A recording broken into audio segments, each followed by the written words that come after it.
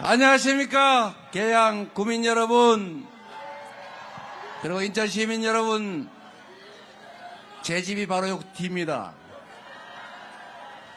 그런데 지금 오늘 밤에도 집에 못 들어갈 것 같네요. 우리 계양 구민들께서 잘 지켜주고 계신 거죠? 제가 계양으로 갑자기 오게 돼서 우리 계양 구민 여러분들의 도움으로 제가 정치적으로 다시 부활하고 생존하지 않았습니까? 3년 전에 대선에서 저의 부족함 때문에 패배하고 많은 분들한테 좌절감을 드렸는데, 제가 다시 일어날 수 있도록 부추겨 주신 여러분 진심으로 감사하게 생각합니다. 고맙습니다.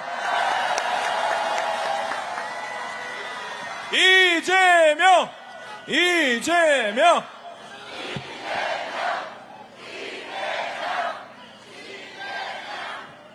계양구를 위해서 우리 계양 구민들을 대표해서 국회의원으로서 나라 살림을 잘 해보려고 했는데 갑자기 또 대선을 나가게 됐습니다, 여러분. 제가 경기도지사를 할 때 3년 만에 대선에 나오는 바람에 우리 경기도민들에게 제가 원래 계획했던 만큼의 충분한 성과를 만들어 드리지 못해서 참으로 죄송스러웠는데, 우리 계양 구민 여러분께도 잘하면, 아니 잘못하면 어느 쪽인지 모르겠는데 또 그 약속을 못 지키게 될지도 모르겠습니다. 그 약속을 못 지키고 대통령으로서 우리 계양구를 위해서 일할 수 있다면 더 나은 일 아니겠습니까? 이재명!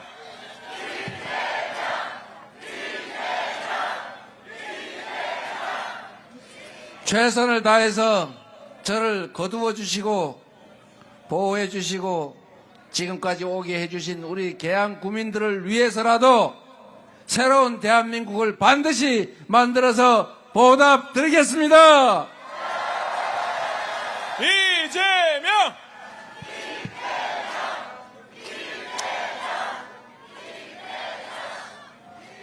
계양 구민 그리고 인천 시민 여러분, 저도 짧은 시간 정치를 하면서 참으로 많은 것들을 느끼게 됐습니다. 그런데 중요한 걸 하나 발견했습니다. 정치란 정치인이 하는 것 같아도 결국은 누가 한다고요? 바로 국민이 하는 것입니다. 지난 12월 3일 그 내란의 밤에도 바로 국민이 이 나라를 책임지는 주체라는 것을 바로 여러분 스스로 증명해 주셨습니다. 제가 그날 밤 계양의 센트로빌라 아파트에서 오랜만에 일찍 들어와서 제 아내하고 침대에서 쉬고 있는데 제 아내가 갑자기 핸드폰을 보여주면서 여보 계엄이래. 이래서 제가 이 사람이 장난치나? 그래서 제가 봤어요. 근데 진짜 계엄 선포를 하고 있더라고요. 그래서 제가 이걸 보고 안 믿었어요. 이거 딥페이크일 거야. 장난 영상일 거야. 이랬어요. 근데 그때 바로 또 정청래 법사위원장이 전화가 왔더라고요. 계엄입니다. 이래서 이 진짜인가 보네. 그래서 그때 제가 평소에 이 정권이 계엄을 할 거다라고 몇 달 동안 계속 미친 사람 소리 들으면서 계속 주장을 하긴 했었는데, 그래도 저는 계엄을 선포하려면 법적 여건을 갖춰야 되니까 북한을 건드려가지고 자극을 해가지고 국지전이라도 벌인 다음에 저는 계엄 선포를 할 줄 알았지, 아무 이유 없이 뜬금없이 이렇게 계엄을 선포할 것은 전혀 몰랐기 때문에 제가 깜짝 놀랐어요. 그래서 제가 그날 어떻게 합니까?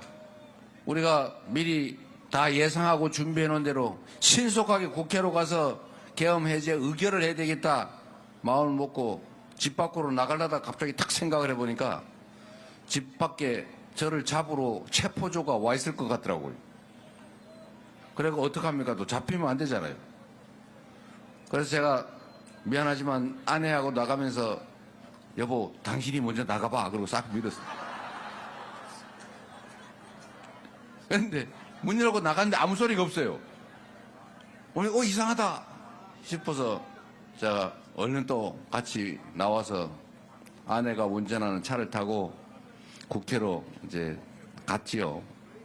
국회로 갔는데 그 순간에 제가 딱 떠오른 게 우리가 갔는데 집 앞을 안 지킨 건 좀 이상하긴 한데 혹시 아파트 앞에 지금 오고 있는 중인가? 이래서 막 후닥후닥 이렇게 나왔는데 국회를 분명히 지키고 있을 거란 말이에요. 국회에 가면 잡힐 가능성이 90% 이상이죠. 그렇다고 안 갈 수도 없고 가기는 가야 되는데 계엄 해제 의결을 해야 되는데 그래서 제가 얼른 국회로 오라고 국회로 이렇게 얼른 문자 하나 국회의원 텔방에 올린 다음에 가면서 곰곰이 생각을 해봤는데 국회의원들이 무슨 힘이 있습니까? 분명히 총 들고 군인들이 와서 지키고 있을 건데 가면 보나마나 잡힐 텐데 그래서 그때 퍼뜩 떠오른 게 그렇지 국민들이 막아줄 수 있겠지. 그래서 제가 갑자기 방송을 시작했습니다. 국민 여러분 국회로 와주십시오. 그거 제가 갑자기 떠올린 생각이 아니고 제가 광주 민주화 운동을 보고 배운 거죠. 그래서 광주는 지금 오늘의 대한민국을 구한 거죠. 한강 작가가 얘기한 것처럼 과거가 현재를 도운 거죠. 죽은 사람들, 광주 영령들이 산 2024년 12월 3일에 대한민국 국민들을 살린 것 아닙니까? 제가 그 생각이 퍼뜩 나서 빨리 국민들한테 알려서 국민들이 국회로 오시게 해야 되겠다. 그래서 제가 유튜브 방송을 시작했습니다. 그래서 국회로 갔더니 경찰이 정문, 측면문을 다 버스로 막고 있더라고요. 제 아내하고 할 수 없다. 이거 담을 넘어야 되겠다. 그래서 경찰원들 찾아가지고 제가 얼른 담을 넘었는데 제가 어떻게 담을 넘었는지 모르겠어요. 보니까 제가 일찜에 같았다 하더라고. 나중에 영상을 보더니. 저도 어떻게 넘었는지 몰라요, 그냥. 우리 박찬대 대표는 담 넘다가 발이 걸려가지고 콕 옆으로 떨어져서 얼굴 다 다쳤는데 저는 그래도 날렵하게 넘었다는 거 아닙니까?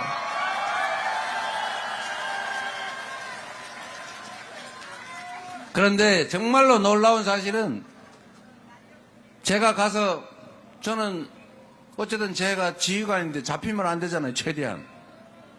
그래서 제가 안 잡히려고 그 국회 숲에 이렇게 숨어 있었는데 누가 저보고 그거를 무서워서 숨었다고 계속 흉을 보더라고요. 무서운 사람이 잡히러 국회를 갑니까? 근데 그렇게 생각하는 분도 계시더라고요. 여하튼 제가 밖에서 이렇게 기다리면서 국회 안에서 150명 국민의힘 빼고 민주당 의원들 그리고 야당 의원들만으로 150명을 넘겨서 내가 합쳐지면 151명이 되는 순간에 들어가려고 계속 체크를 하고 있으면서 시간을 보내고 있는데 드디어 우리 국민들이 국회를 에워싸기 시작한 거예요. 그 국민들을 정말 처음에 오신 분들은 저는 직접 보지는 못했는데 쓰레빠 신고 온 사람, 그 반팔 비슷한 거 입고 온 사람, 나중에 들어보니까 담배 사러 나왔다가 뛰쳐온 사람도 있고, 정신없이 그냥 쓰레빠 신고 뛰어온 사람도 있고, 그 추운 겨울에 그랬다고 하더라고요. 결국은 그날 밤에 이 소총을 든 폭발물 장치를 든 그 중무장한 특전사, 그 병사들, 계엄군을 우리 국민들이 맨손으로 막고 장갑차를 저지해서 결국 그 내란의 밤에 우리 국민들이 이기지 않았습니까, 여러분? 얼마나 위대한 국민들입니까? 우리 자신들 지금도 내란은 계속되고 있죠. 2차, 3차 내란이 계속되고 있고 여전히 국가기관 곳곳에 숨어있는 내란의 잔당들이 호시탐탐 4차, 5차 내란을 준비하고 있습니다. 그러나 박근혜 정권도 우리가 촛불을 들어서 끌어내린 위대한 평화혁명의 전사들인데 12월 3일에 이 내란은 응원봉으로 제압하고 있고 지금 6월 3일을 기점으로 확실하게 우리가 승기를 잡고 이 내란 세력을 제압한 후에 새로운 민주국가, 진정한 민주공화국으로 나아가지 않겠습니까? 우리 충분히 할 수 있죠? 준비되어 있죠? 자신 있죠? 우리는 이렇게 위대한 사람들 아닙니까? 여러분, 이 장면이 역사에 남을 것입니다. 대한민국이 과거로 되돌아갈 것인지 미래를 향해 나아갈 것인지 헌정 질서가 파괴되는 소수의 특권 폭력적 집단이 이 나라를 지배하고 다수 국민들에게 희망을 빼앗는 그런 나라가 될지 아니면 국민이 주권자로 존중받는 진짜 민주공화국으로 다시 나아갈지가 정해지는 역사적 분기점, 분수령 아니겠습니까? 그 아래 서 있는 여러분이 그 역사를 만드는 역사의 증인들, 주역들 아니겠습니까?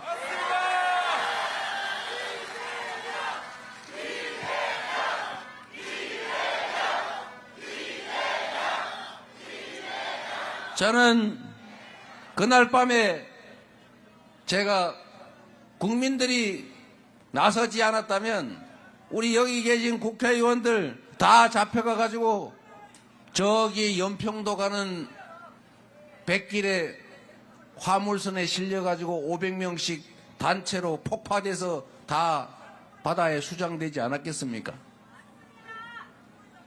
그 노상원 수첩에 보니까 1차는 연평도로 가는 배에 500명 실어가지고 시한폭탄 아니면 원격 조종폭탄 둘 중에 하나로 폭사를 시켜가지고 빠뜨려 죽이기로 했는데 5,000명에서 10,000명은 똑같은 방법을 하면 문제가 생길 것 같으니까 다른 방법으로 해야 되겠다. 다른 방법이 여러 가지가 있더군요. 전방 GOP 근처에 어디 숙소 같은 데 다 집어넣은 다음에 수리탄을 던져가지고 다 죽인 다음에 안 죽은 사람은 확인 사살하거나 아니면 음식물에 식수에 화학물질을 넣는 방법 이런 게 다 써져 있더군요. 여기 있는 의원들 다 가서 다 연평도에 꽃게밥 될 뻔했어요. 이거를 다 우리 국민들이 살려주신 것 아닙니까? 이 국회의원이라고 하는 헌정 도구를 이용해서 민주공화국 헌정 질서를 여러분 스스로의 손으로 지켜내지 않았습니까? 우리 이 평화혁명의 무혈 평화혁명의 동지들에게 옆에 계신 동지들에게 박수 한번 보내주세요.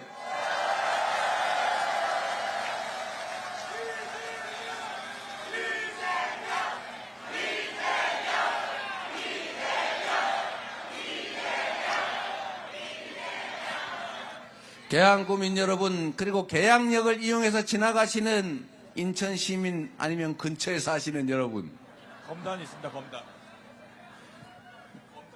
네, 우리 검단 검단으로 많이 간다고 우리 모경정 의원이 또 자기 동네 챙기고 있어요. 검단 소리입니다. 여러분, 대통령은 왕이 아니죠. 지배자도 아니지요. 통치자도 아니지요. 우리 국민들이 뽑은 대리인 일꾼 중에서 제일 계급 높은 국민의 신분원급 아닙니까? 그런데 가끔씩 착각하는 사람들이 있어요. 공직자들은 국민이 맡긴 국민의 일을 국민을 위해 대신하는 사람들일 뿐이죠. 시험을 잘 봤다고 그게 자기 권력입니까? 국민에게 뽑혔다고 그게 자기 왕자리를 차지한 겁니까? 잠시 우리 국민들이 직접 하기 어려우니 대신 맡겨놓은 그 일을 하는 대리인 일꾼들일 뿐입니다. 높은 자리에 앉아 있다 보니 사람들이 내려다 보이고 자기가 하는 얘기가 법률에서 집행해서 권한을 가지다 보니 자기가 마치 높은 사람 된 걸로 착각하는 그런 사람들이 가끔 있던데, 그러나 대한민국에서 가장 높은 자리에 있는 최고의 권력자는 바로 국민 아니겠습니까?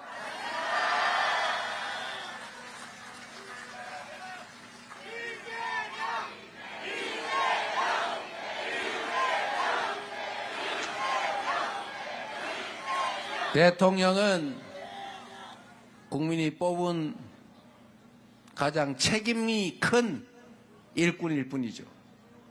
대통령은 통치자, 지배자, 왕이 아니라 크게 국민을 통합해서 함께 살아가는 공동체를 만들 책임이 있는 우두머리이죠.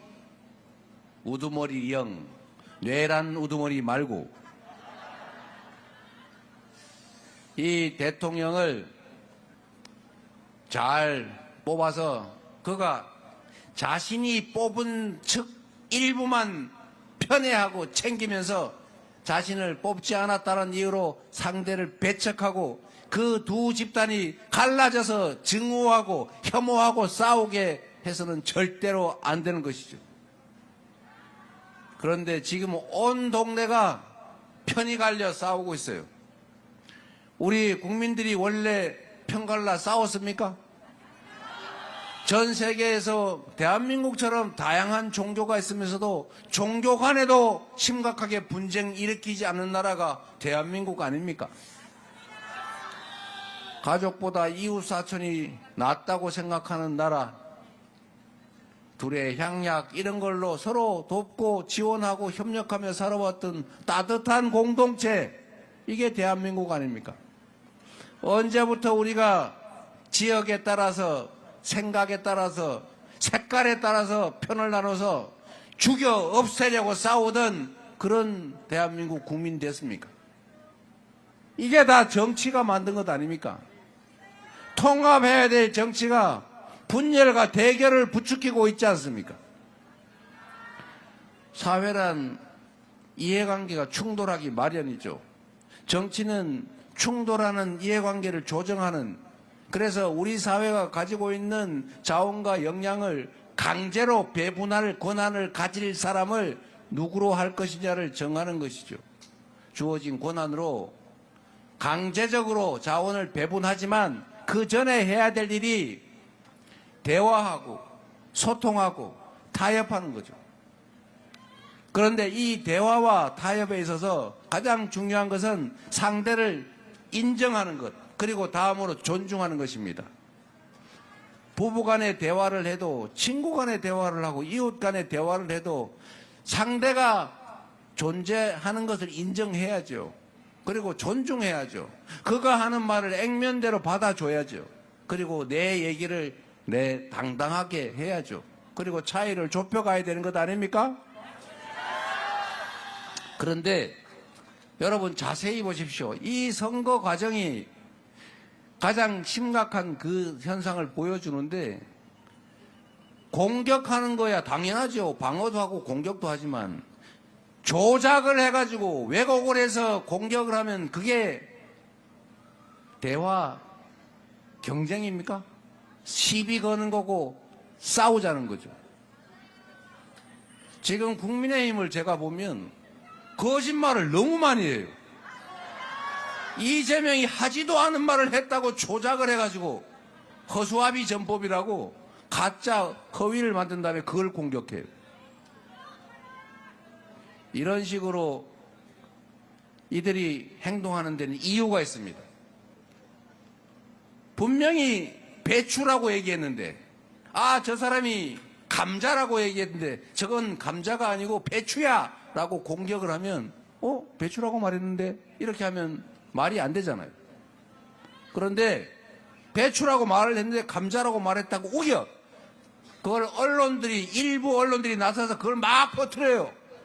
그래가지고 다른 사람들이 감자라고 말했구나라고 오해를 하게 한 다음에 저 사람 거짓말쟁이 나쁜 사람 이렇게 공격한단 말이에요.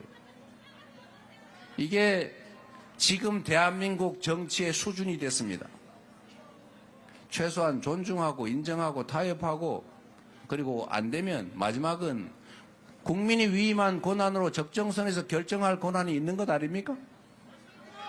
그게 다수결의 원칙이 지배하는 대의민주제 아닙니까? 왜 자기들이 반대하는 건 절대로 못하게 합니까? 심지어 여러분 한번 보십시오.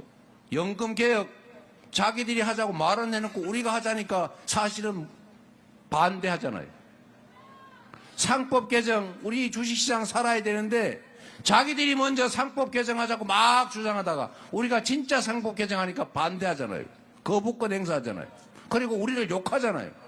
지금 인터넷 뒤져보세요. 제가 거짓말 하나. 제가 분명히 계곡 정비하는 얘기하면서 어떻게 계곡을 정비했느냐, 그 권리금 주고 불법시설 영업하는 그분들한테 우리가 지원을 해줄 테니 업종을 바꿔서 닭죽집 하지 말고 휴게 음식점을 해라, 커피 이런 거 팔아라, 깨끗이 정비해 줄 테니 불법시설로 불법 영업하지 말고.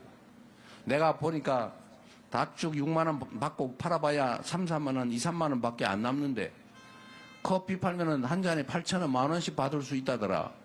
근데 그 커피 원가가 120원 밖에 안 한다고 하니 우리가 시설, 이런 공공시설 다 해주고 돈도 다 빌려줄 테니까 그 사업으로 업종 전환하십시오 했더니 그분들이 업종 전환해가지고 계곡 정비 잘해서 지금 다 잘 살고 있다. 이렇게 얘기했더니 120원짜리를 8,000원에 바가지 씌우고 있다라고 하더라. 이렇게 왜곡을 해가지고 마구 공격하고 있잖아요. 아마 시민 여러분들도 이재명이 120원이라고 뻥을 쳐가지고 8,000원에 비싸게 판다고 자영업자들을 모함을 했구나, 이렇게 아는 분들 많지요. 그건 누가 그랬습니까?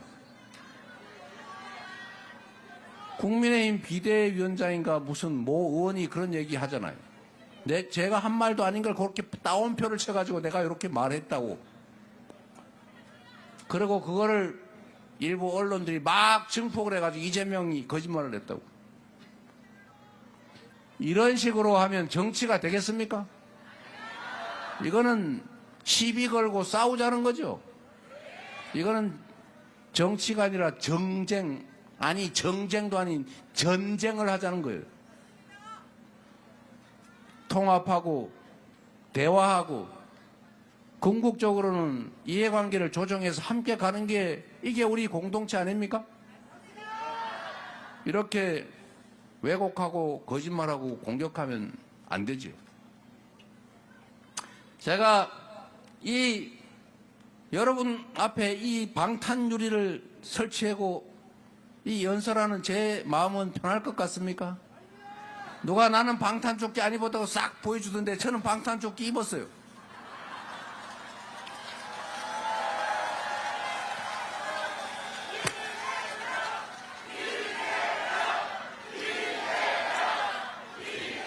그런데 여러분, 대선 후보가 칼에 목을 찔리고 언제 피살될지 모른다는 제보가 들어오고 그래서 이렇게 막아놓고 이렇게 경호원들이 서 있는 유세, 이게 아름다운 장면입니까? 이렇게 만든 게 누굽니까? 이렇게 만든 정치 세력이 누굽니까? 국민의힘 아닙니까? 지금 선거 포스터 마구 집어뜯고 훼손하고 있는데 주로 민주당 이재명 후보 포스터가 훼손되고 있다고 해요. 누가 이렇게 만들었습니까? 그러면 그 내란당, 내란 비호당, 그 당의 내란 비호하는 후보, 그 후보는 미안하다고 말해야 되는 것이라고 저는 생각합니다. 왜 방탄조끼 입고 다니느냐? 왜 방탄 유리 뒤에 숨느냐? 왜 경호원들 경호받고 다니느냐? 라고 비아냥거릴 것이 아니라 우리가 지난 3년 동안에 이 대한민국을 이렇게 만들었으니 미안합니다 라고 말해야 되는 것이라고 저는 생각해요.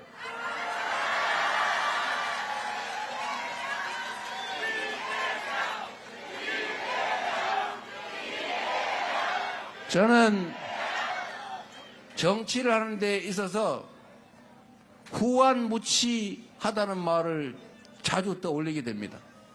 얼굴이 두껍고 수치심을 모르더라. 최소한 그렇게 해서는 안 되지요.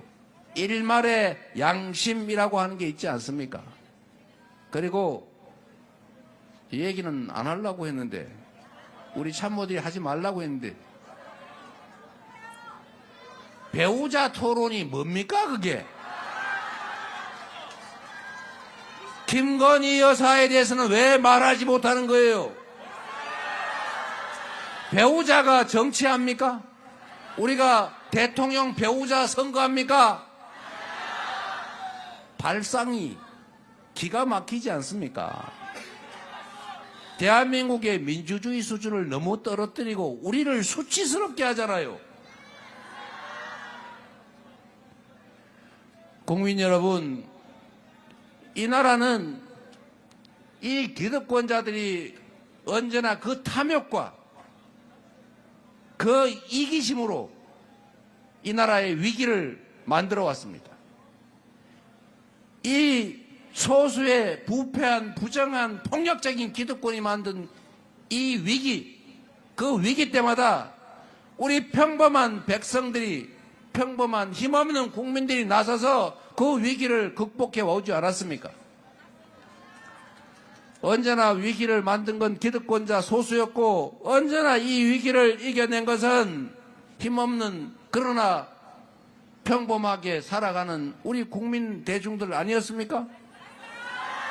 지금도 우리 국민들이 그 없는 시간 쪼개고 없는 돈 들여서 새로운 나라 만들어 가려고 이렇게 발버둥 치고 있지 않습니까?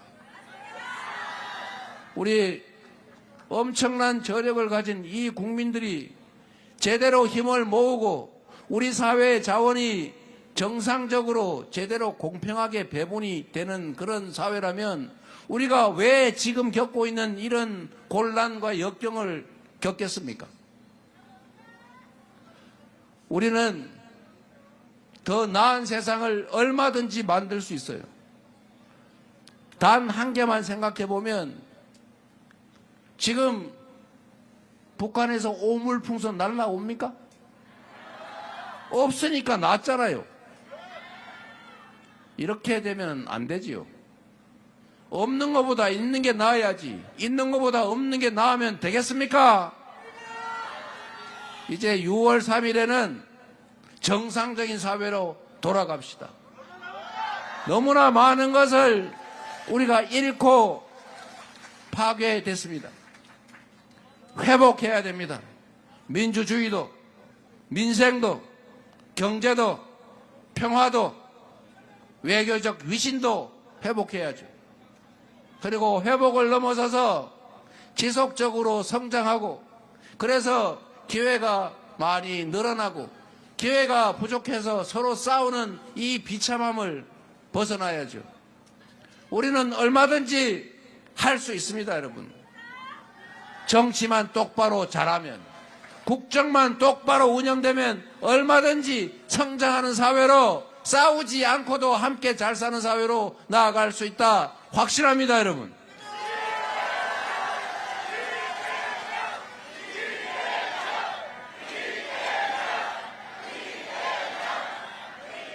6월 3일에 국정 운영 주체가 바뀌면 해야 될 일이 몇 가지가 있습니다. 첫째는 우리들이 합의한 최소한의 질서와 규칙이 지켜지는 사회를 만들어야 합니다. 질서를 지키는 최후의 보루는 바로 검찰, 경찰, 법관 아닙니까? 모두가 예측 가능한 우리가 합의한 법률이 공평하게 지켜지는 그런 사회로 신속하게 바꿔 가야죠. 두 번째로는 민생이 경제가 너무 어렵습니다. 정부가 역할할 때가 바로 이럴 때입니다. 이거 중고등학생도 아는 겁니다. 경제 주체는 3주체가 있다. 제가 고등학교 책에 본 거 그냥 읊어보는 거예요. 가계, 기업, 정부. 가계는 소비의 주체, 기업은 생산의 주체, 정부는 조정의 주체. 경기가 과열되면 정부가 나서서 살짝 눌러준다. 이자율도 올리든지 세금도 더 걷든지 규제를 하든지 이렇게 해서 과열을 억눌러 주는 게 정부 역할이죠. 그런데 경기가 확 나빠졌다. 생산도 잘 안 되고 소비도 잘 안 된다. 그러면 정부가 나서서 일단 이자율 낮춰주고 세금도 조금 줄여주고 그래도 안 되면 정부가 재정 지출을 해서 동네에 돈이 돌게 해야 경제가 죽지 않을 거 아닙니까? 그게 정부의 역할이죠. 허리띠만 졸라매면 어려워지면 더 졸라매고 더 어려워지면 더 졸라매면 어떻게 됩니까? 사람 죽어요. 허기가 지면 급하게 먹을 걸 찾아줘야 되는 거죠. 왜 허리띠를 조릅니까? 돈이 없어요. 정부에. 왜 부자들 세금을 쓸데없이 깎아줘가지고 몇십조 원씩 세수를 줄입니까? 그래놓고는 세금이 없어서 재정 여력이 없다고 서민 지원 예산을 깎아버리니까 서민들의 삶이 더 어려워지지 않습니까? 조세가 가지는, 재정이 가지는 경제 조정 효과, 소득 재분배 효과가 사라지니까 있는 사람은 더 많아서 처리할 길이 없고 없는 사람은 배고플 파서 살아갈 수가 없는 이런 세상 만들었지 않습니까? 이렇게 만들었는데도 지금 저쪽 당 후보가 보니까 부자 세금 깎아주자, 상속세 깎아주자 이러고 있어요. 기회만 되면 기득권자 소수한테 이익을 주고 국민들 다수에게 피해를 입히려고 합니다. 정치를 그들이 왜 하는지를 정확하게 보여주지 않습니까? 이렇게 어려울 때는 국가가 빚을 내더라도 마중물로 펌프에 물을 부어서 펌프가 작동되게 하는 것처럼 내수를 지원하고 소비를 진작하고 서민들의 소득을 늘려줘야 경제가 살고 그러면 세금도 더 거치고 생산이 더 되면 경제가 활성화되고 그러면 세수도 더 늘고 이 선순환이 되는 것 아닙니까?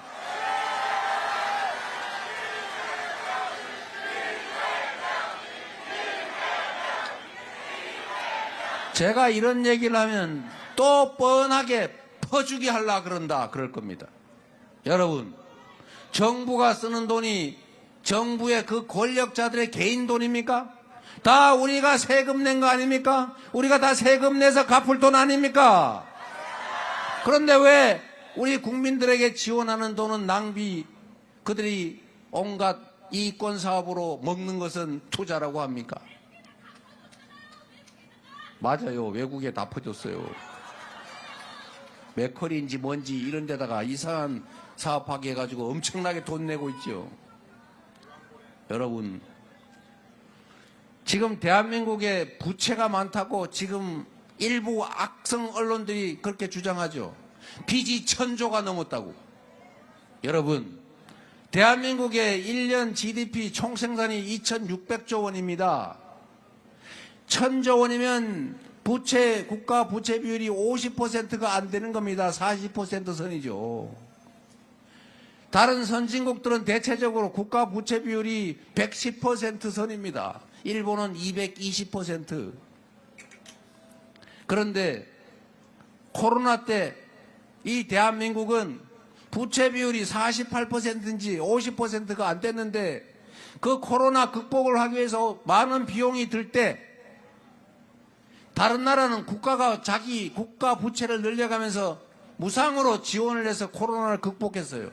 그래서 다른 나라는 국가 부채 비율이 늘어나고 개인 가계 부채 비율은 늘지 않거나 줄어들었습니다. 그런데 우리 대한민국은 반대였어요. 우리 대한민국은 지원은 쥐꼬리만큼 해주고 전부 돈을 빌려줘가지고 극복하는 바람에 국가 부채 비율은 오히려 똑같거나 떨어지고 개인 가계 부채만 잔뜩 늘어서 지금은 전 국민이 빚더미가 돼버린 겁니다, 여러분. 왜 이렇게 하는 거예요, 대체? 국가 부채 비율 50% 미만으로 하면 누가 상 줍니까? 아니, 상 주는 거 받는 거 좋다 치고 상 받으면 좋습니까? 국민들은 이렇게 괴롭고 경제는 더 나빠지고 살림은 더 피폐해지는데 어디서 이상한 걸 하나 배워가지고 균형재정, 시장은 자유다. 이래서 다 방치하고 알아서 해. 약육강식 세상을 만들어 버렸지 않습니까? 시장은 정부를 이길 수 없고 정부도 시장을 이길 수 없는 것처럼 시장과 정부는 서로 견제하는 협력하는 관계인 것입니다. 방치하면 안 되는 거예요. 방치가 자유가 아닙니다, 여러분. 그런데 대한민국은 다 방치해서 알아서 하라고 정부는 내몰래라.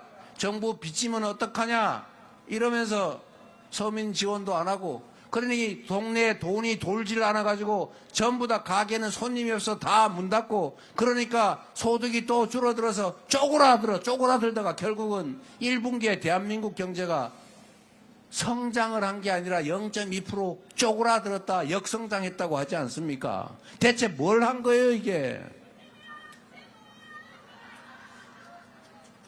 부채 비율 가지고 1000조 넘었다고 그렇게 비난하는 거에 절대로 속으면 안 됩니다, 여러분. 이럴 때 가계도 마찬가지 아닙니까? 흉년이 들어서 아니면 실직을 해서 내가 당장 수입이 없는데 그러면 아이들 학교 가는 거, 학원 가는 거 못 가게 하고 이제 나 수입 없으니까 수입 생길 때까지 집에서 잠이나 자라. 이러면 그 집안이 되겠어요? 돈을 빌리더라도 아이 공부는 시켜야 되고 돈을 빌려서라도 벽시 사서 논에다 씨를 뿌려야 농사를 지을 것 아닙니까? 국가도 살림이 어렵더라도 공부를 해야 돼요. 우리 대한민국이 이 자원 없는 나라에서 이나마 성장한 것도 우리 부모들이 논 팔고 밥 팔고 정말 밤새도록 일해가면서까지 자식들을 공부시킨 덕 아닙니까? 우리가 언제 야 먹고 살기 어렵다 학교 때려쳐라 야 나무나 하러 가자 그랬습니까? 그런데 이 나라는 자기가 세금 깎아줘 놓고 부자 세금 깎아줘 놓고 재정 부족하다고 R&D 예산을 대폭 깎아가지고 국내 연구자들이 전부 해외로 탈출하고 말았지 않습니까? 나라를 망친 거죠. 앞으로는 이런 어처구니 없는 짓을 다시는 해서는 안 됩니다, 여러분. 말이 많이 길었는데 그래서 두 번째로 할 일은 민생, 경제를 신속하게 되살려야 한다는 것입니다.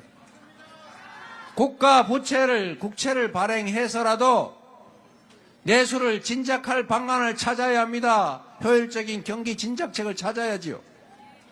맞습니까, 여러분?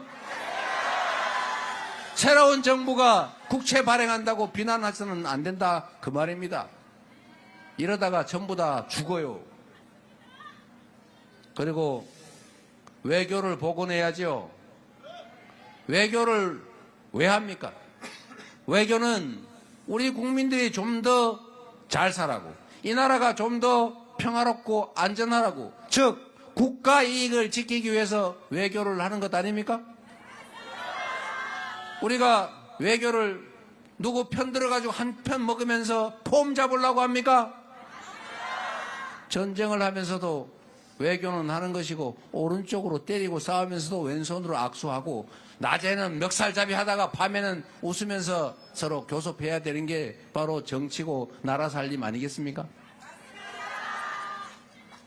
외교를 복원해야 됩니다. 그래야 우리 수출 대기업들이 경제 영토를 넓혀서 시장이 확장됩니다.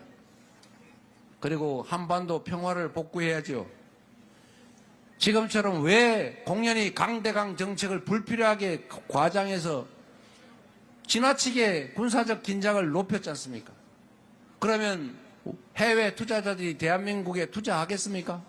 투자했던 것도 빼가죠. 언제 전쟁 날지가 모르는데. 이 얘기했다고 또 종북 어쩌고 저쩌고 하던데. 여러분, 휴전 이후로 휴전선에서 다리 끊고 도로 끊고 북한이 장벽 쌓는 거 처음 아닙니까? 탱크로 넘어오려고 장벽 쌓았을까요? 계엄 선포하려고, 영구적으로 군정하려고, 군사 충돌이라도 일으켜가지고 비상계엄 군정의 명분으로 삼으려고 과도하게 강대강 정치 전략을 취했다고 저는 생각합니다. 외환을 유치하려 했다고 저는 생각합니다. 왜 휴전선에다가 쓸데없이 코브라 헬기를 띄워가지고 근접 비행을 하면서 북한이 다 들어올 수 있는 공개된 교신으로 원점 타격하라, 원점 타격하라 이런 소리 왜 합니까? 저는 이런 비정상들을 다 회복해야 된다. 비정상을 회복하고 민주주의도 회복하고 그리고 지속적으로 성장하는 길을 찾아야죠. 단기적으로는 내수를 진작해서 지금 다 문 닫고 전부 다 불안해서 돈 100만 원, 30만 원 있는 것도 절대 안 쓰지 않습니까? 12월 3일 이후로 자영업자들의 매출이 뚝 떨어져 버렸어요. 그나마 있는 것도 쓰지 않아요. 모두가 불안하니까. 경제는 심리인데 6월 3일 이후 6월 4일부터는 저는 우리의 심리도 바닥을 찍고 다시 올라갈 것이고 주가도 다시 살짝 고개를 쳐들고 경기도 다시 고개를 쳐들게 될 거다. 우리의 희망도 다시 우상향할 거다. 이렇게 생각합니다, 여러분.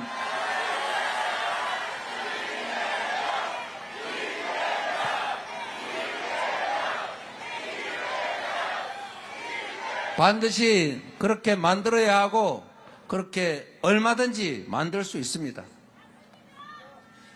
인공지능을 포함한 첨단 기술 산업에 대대적으로 투자해야지요. 민간 기업들이 요즘은 투자 규모가 너무 커서 개별 기업 단위로 하기가 어려운 투자가 너무 많습니다. 정부가 나서서 민간 자본들과 함께 대규모 투자를 하고 그중에 일부는 정부 국가 지분으로 아니면 국민의 지분으로 확보하고 그리고 기술개발 지원해서 성공하면 대한민국이 부유해지는 것 아닙니까? 민간 기업들의 기업활동도 규제를 최대한 완화해서 자유롭게 창의적으로 기업활동을 할 수 있게 만들어주고 그리고 우리가 기회 요인이 하나 있어요. 대한민국은 재생에너지가 거의 없는 전부 화석연료를 수입했으면서도 재생에너지 산업을 이 정부가 지나치게 탄압을 하는 바람에 정체가 됐습니다. 다른 나라는 태양광, 풍력 이런 재생에너지 비중이 30%에서 70%씩 되는데 대한민국은 아직도 9%대입니다. 비리를 잡는다고 수사하는 게 전문이다 보니까 전부 수사만 하다가 이 태양광 발전 관련 기업들이 다 탈출해버리고 다 접어버렸어요. 그런데 여러분 앞으로 전 세계는 재생에너지로 생산하지 않는 제품은 사지 않는다. 우리 다 알죠? RE100이라고. 이게 이미 확정된 국제표준인데 앞으로 5년 후, 10년 후에 그게 100% 시행될 텐데 그때 가서 어떻게 할 겁니까? 재생에너지가 부족해서 국내 생산 공장을 해외로 옮기는 사례가 발생하고 있어요. 국내 생산 공장을 만들라니까 앞으로 장기적으로 재생에너지를 어떻게 조달할 건지가 불투명하니까 할 수가 없는 겁니다. 투자라고 하는 게 10년, 20년, 30년을 두고 해야 되는데 10년, 20년, 30년 후를 보니까 재생에너지가 없어요. 그냥 화석연료로 만든 현재 전기로 생산을 하면 팔 데가 없어요. 유럽에 물건을 팔 때는 국경세, 탄소 국경세 내야 되고 아예 글로벌 기업들은 안 산다고 해서 공급도 할 수 없어요. 재생에너지를 국내에서 대대적으로 확충을 해야 됩니다. 대한민국은 바람도 좋고 태양도 좋아서 재생에너지 생산 과정에서 저 시골 사람 안 사는 소멸위기를 겪는 시군들은 재생에너지를 생산해서 팔면 농사 짓는 것보다 몇 배 더 남으니까 새로운 기회가 생기는 것입니다. 그리고 재생에너지를 대대적으로 생산하면 생산 단가가 떨어집니다. 이미 유럽은 풍력 발전 단가가 원자력 발전 단가보다 더 떨어졌다고 합니다. 간헐성이 문제인데 이 간헐성, 밤에는 태양이 없으니까 바람이 안 불 때도 있으니까 이 문제는 에너지 저장 시스템으로 충분히 보완이 가능하다고 해요. 방법이 있고 이게 관련 산업이 다 발전할 것 아닙니까? 그럼 일자리 생기고 대한민국 산업이 자리를 잡겠죠. 기존의 산업들을 다 전환해 가야 합니다. 재생에너지 관련 산업을 대대적으로 키울 것입니다. 그리고 여러분 또 하나 정말로 중요한 게 있어요. 자원도 없고 물질도 취약하지만 우리는 정말로 위대한 문화를 가진 민족입니다. 우리 김구 선생이 그 어려운 일제 치하에서도 독립운동하면서 이 말씀을 하셨지 않습니까? 한없이 강한 문화의 힘을 강해지고 싶다고. 문화란 모두가 행복한 자원 아니겠냐. 우리가 군사력을 키워서 남의 나라를 침공해서 지배할 필요가 뭐가 있겠냐. 군사력은 우리를 든든하게 지킬 정도면 충분하다. 그러나 문화는 모두를 행복하게 하는데 우리 대한민국이 한없이 문화가 강한 나라가 되면 좋겠다. 이렇게 소망하셨는데 대한민국이 드디어 전 세계 문화 강국으로 자리 잡고 있지 않습니까? 전 세계인들이 K-팝을 흥얼거리고 K-드라마를 보고 K-무비를 보고 K-푸드를 먹고 코리아를 찾고 싶어 합니다. 한국어를 배우는 게 열풍이 불지 않습니까? 한국 문화를 세계를 선도하는 문화로 키우면 대한민국의 소프트 파워 문화의 힘이 대한민국을 전 세계에 우뚝 서게 할 것입니다. 얼마든지 가능합니다. 문화에 투자하고 문화를 지원하고 문화 역량을 키우고 문화 인재를 키우면 대한민국의 새로운 기회를 얻지 않겠습니까? 그 새로운 길을 우리는 가야 합니다. 그 새로운 길에 우리가 희망을 가지고 여러분이 함께 해 주시기를 부탁드립니다.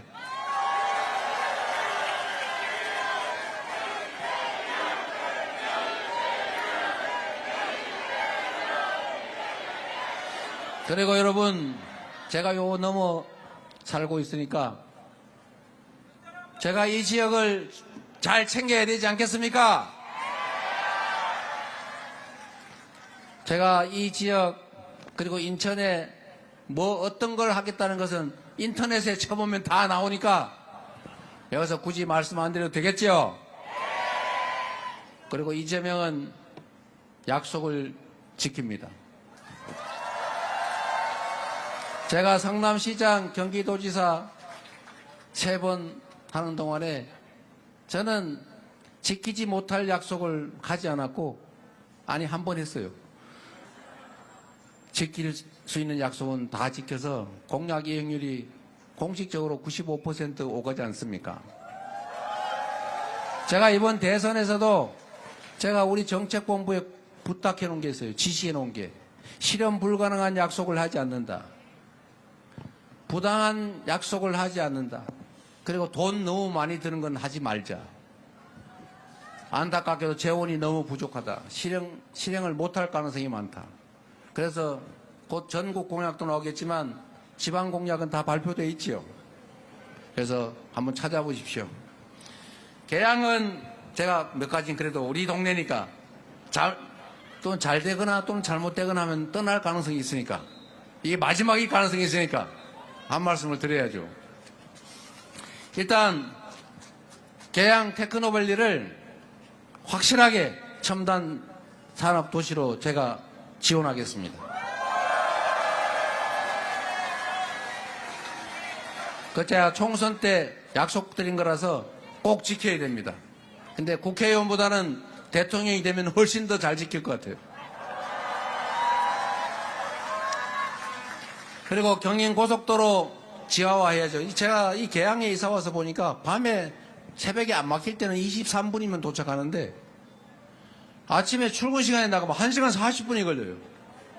너무 저도 힘든데 우리 계양 인천 시민들은 얼마나 힘들겠어요. 그래서 경인고속도로 지하화 공약이 돼 있는데 이것도 이미 추진하고 있지만 최대한 신속하게 확실하게 될 수 있도록 제가 잘 챙기겠습니다. 그리고 GTX DE 노선이 다시 만들어져야 되는데 최대한 빠른 시간 내에 실행될 수 있도록 하겠습니다. 그리고 여러분, 그 외에도 많이 있긴 하지만 제가 여러분한테 마지막으로 부탁을 드리도록 하겠습니다. 이거 모경종 의원이 자기 지역구 검단 주민에게 고맙다는 인사하라고 계속 사인을 주는데 우리 모경종 의원 일 잘하고 있어요. 잘 부려먹읍시오. 제가 잘 훈련시켜놨습니다. 제가 제 수행비서 하던 사람 아닙니까?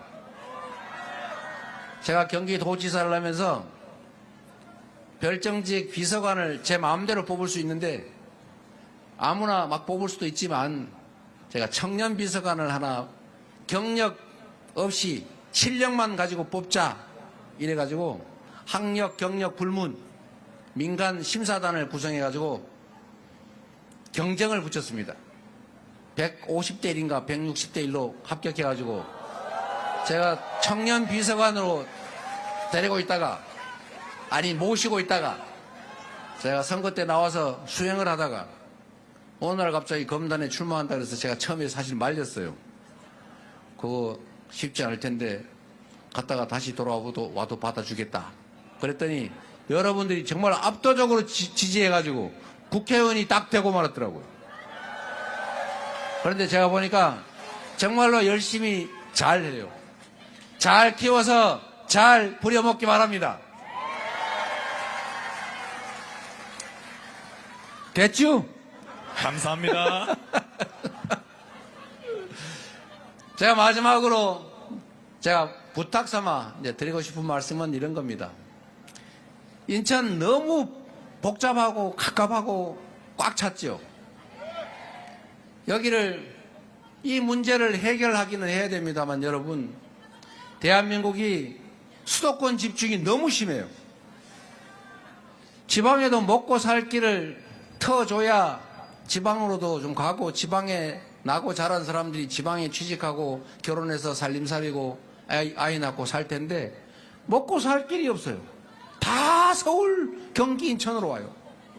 그러다 보니까 집도 없고 직장도 없고 막 교통은 미어터지고 죽을 지경이에요. 지금 강남에 어디 아파트 한 평에 3억 한다는데 저 지방은 집이 텅텅 비어가지고 도시가 소멸될 위기에 있다고 합니다.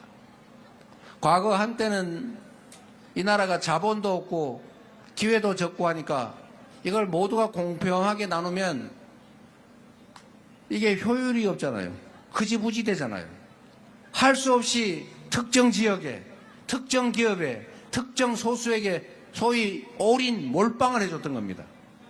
그래서 지역으로는 수도권에다 집중 투자를 했죠. 전부 수도권으로 몰렸습니다.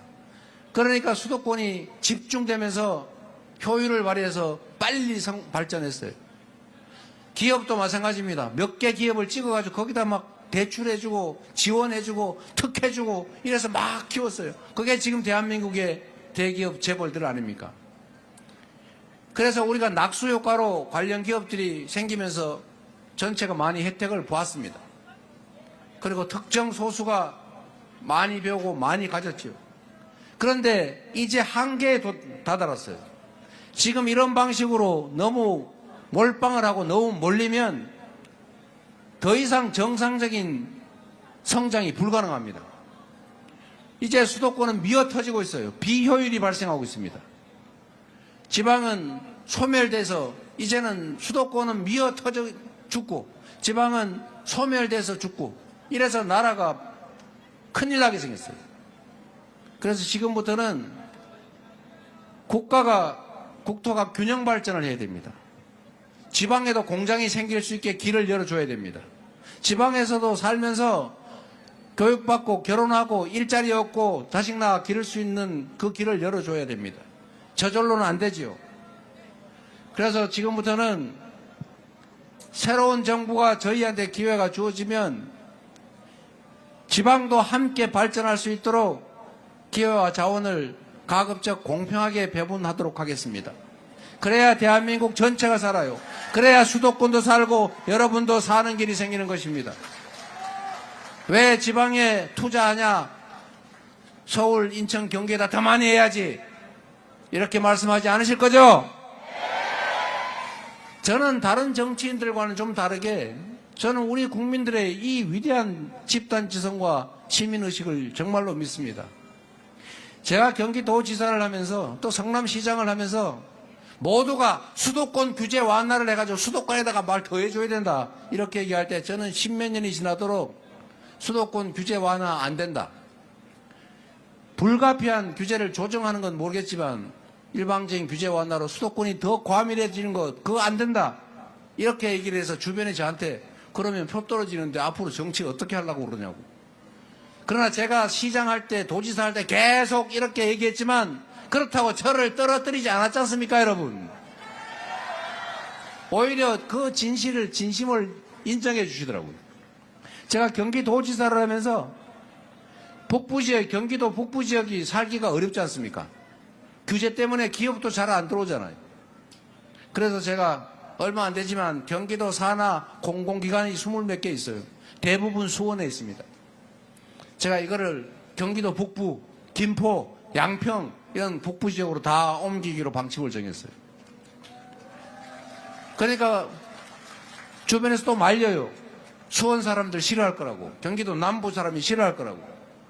싫어해도 할 수 없다. 그러나 우리 국민들은 그걸 이해할 거다. 우리 도민들은 이해할 거다. 공공기관 지방으로 이전한 것 때문에 노무현 정부가 그렇게 비난받지 않았잖아요. 서울 시민들이 그렇다고 민주당 엄청 미워하지 않잖아요. 그래서 옮긴다고 했더니 역시 수원이나 경기 남부에서 이재명 도지사 싫다 반대 여론이 높아지지 않았습니다. 그리고 그 노조원들 그 근무하는 직원들 입장에서는 갑자기 아닌 밤중에 홍두깨 날벼락 아닙니까? 아이 낳고 이직장 얻어가지고 잘 살고 있는데 갑자기 저 연천으로 가라 포천으로 가라 무슨 구리로 가라 양평으로 가라 그러니까 그래서 데모를 하겠다 그래서 뭐 힘들게 데모를 하냐 그냥 내가 나하고 직접 얘기해 봅시다 다 오라 그랬어요. 다 오라고 했더니 일리가 있지요. 우리 어떡하라는 거냐. 옮기면 우리는 생활터전을 옮기든지 출퇴근하려면 엄청 힘든데 우리 너무 힘들지 않냐. 그래서 그 말도 맞다. 그러나 여러분은 개인 사업하는 사람들이 아니고 경기도민이 낸 세금으로 경기도민이 필요한 일을 하기 위한 경기도의 기관에 채용된 경기도의 준 공무원들 아니냐. 경기도가 필요하고 경기도민이 필요하면 경기도민이 필요한 일에 우리가 따라주는 게 의무 아니겠냐. 그랬더니 뭐 말은 못하겠지만 그러면 통근버스라도 만들어 달라고 그러더라고요. 통근버스 그 말도 맞다. 버스 타고 다니려면 힘들겠고 차비 많이 들겠지. 시간 많이 걸리겠지. 그런데 미안하지만 못 해주겠다. 그랬어요 제가.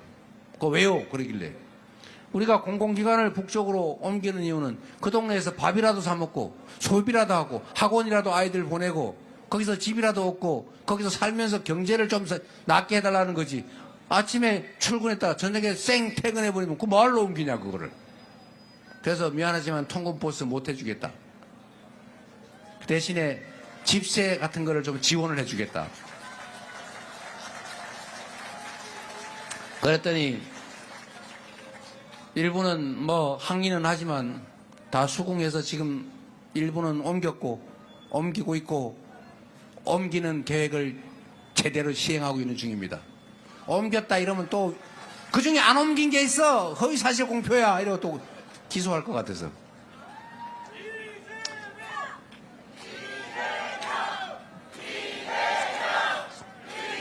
제가 이 말씀을 드리는 이유는 우리 국민들이 그렇게 수준이 높고 그렇게 공리적이고 그렇게 이타적입니다. 그런 국민들이기 때문에 대규모 집회가 벌어져도 남들 관리 안 한다고 가게를 부셔가지고 털어가지고 물건을 뺏거나 누구를 때려가지고 폭행을 하거나 쓰레기를 마구 버리거나 이러지 않는 거죠. 그래서 수백만이 모여도 집회가 끝나면 깨끗하게 휴지 한 장 없고 얻어맞은 사람 한 사람 없고 유리창 하나 안 깨지고 그 큰 에너지로 친위 쿠데타를 제압하지 않습니까? 이게 바로 우리 국민의 위대함입니다, 여러분. 그리고 정부의 예산으로 모두에게 재난지원금을 지역화폐로 주겠다고 하니까 돈도 없는데 그런 걸 왜 주냐? 나는 안 받겠다. 이런 사람도 많아요.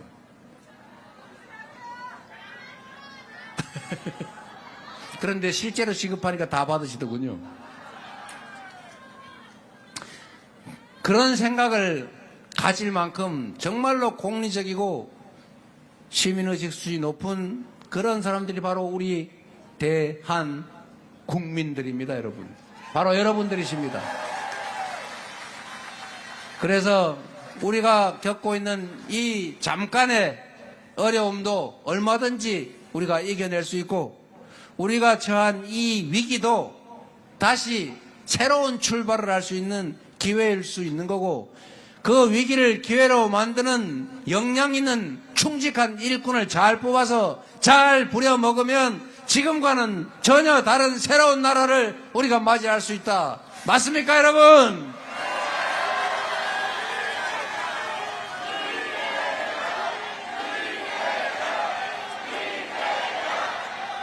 그래서 그렇기 때문에 지금은 이재명이 필요한 것입니다. 감사합니다. 최선을 다하겠습니다.